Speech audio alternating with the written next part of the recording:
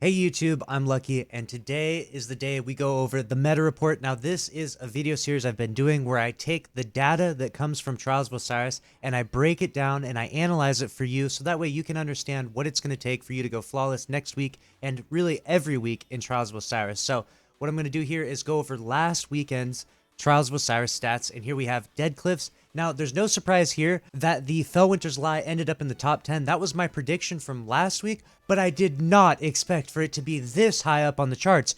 Fellwinter's Lie takes the #1 spot, the most used weapon inside Trials of Osiris. That's insane. Now, I was telling you all throughout all the videos and all the tests I did that this is definitely the best shotgun in the game. Even if you have a God Roll Mindbenders, even if you have a God Roll Astral Horizon, this is the best shotgun in the game, and for good reason. It has Vorpal on it. This thing can absolutely shit on supers. It can destroy supers. It's insanely good in the game. You want to, if you're a shotgunner and you like shotgunning, you're probably using Fellwinter's Lie. Now, obviously, the hype of a new weapon is always out, but even beyond the hype of a new weapon, it is truly the best shotgun in the game, in my opinion, through all the tests that I've done. So I'm a little surprised that it became the #1 weapon so fast. I mean, it just took off in the charts and just went straight from not even there, not even in the game, to just #1, which is absolutely crazy. But, you know, so be it. That's what happened, and that's what happened in last weekend's Trials of Osiris. So we have Fellwinter's Lie in the #1 spot, Revoker in the #2 spot. No surprises here.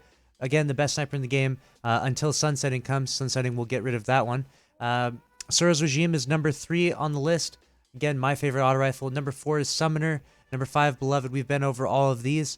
The sidearm, like the Drang, made it last week, did not make it here this week, and instead, in the #10 spot, we see Dire Promise. Besides the Dire Promise, there's not too many surprises here. The Thorn is in here, though, so that's kind of odd in that we have Spare Rations, Thorn, and Dire Promise. We have 3 hand cannons in the top 10, and that's going to be largely because the map size and structure definitely catered to a little more like medium to close range combat, and so Dead Cliffs worked a little bit better for hand cannon users than it did for auto rifle users. The areas and spaces in which you could use an auto rifle weren't as favorable, in my opinion, and that's why you saw more hand cannons come out. And it's really crazy to see 3 hand cannons in the top 10. We haven't seen that in a long time, but that's what happened this weekend on Dead Cliffs. And again, if we get another small map this week, we'll definitely see more hand cannon usage go up and up and up. But if it's a big map or a medium range map, we're going to see auto rifles take over a lot more. That's just the way it goes, in my opinion. I think that the balance between hand cannons and auto rifles is pretty close there for the most part. Auto rifles definitely taking the edge overall,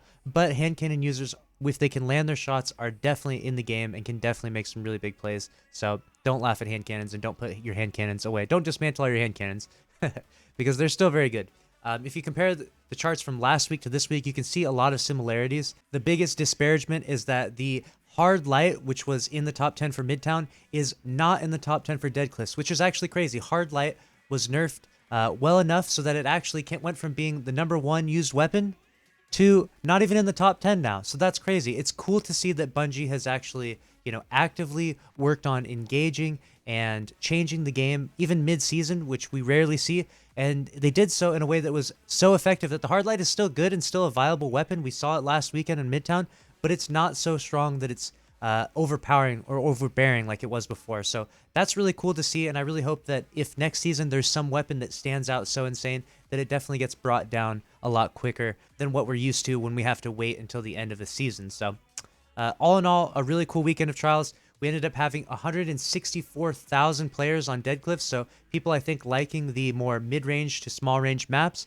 On Midtown, we only had 146,000 players, so the player base actually went up from week to week, which is actually really cool to see, because one thing I had noticed and paid attention to for a while now is that the decline of Trials definitely seemed to be really bad, and I said it before that Trials could be declared officially dead or a failure for this season if it hit below 100k players, but thankfully it looks like it's not going to happen. We have 2 weeks of Trials left. I'm going to ask you a question. What 2 maps do you want for the last 2 weekends of Trials? What maps are going to make you the most happy? What maps are going to get you into Trials, get you playing the game mode for the last 2 weeks, so that way the player base can stay up and stay healthy leading into Season 11? Let me know in the comments below, and let me know what you think of this video. I appreciate all the comments, and if you like this type of content, make sure you subscribe, and I'll see you in the next one. Later.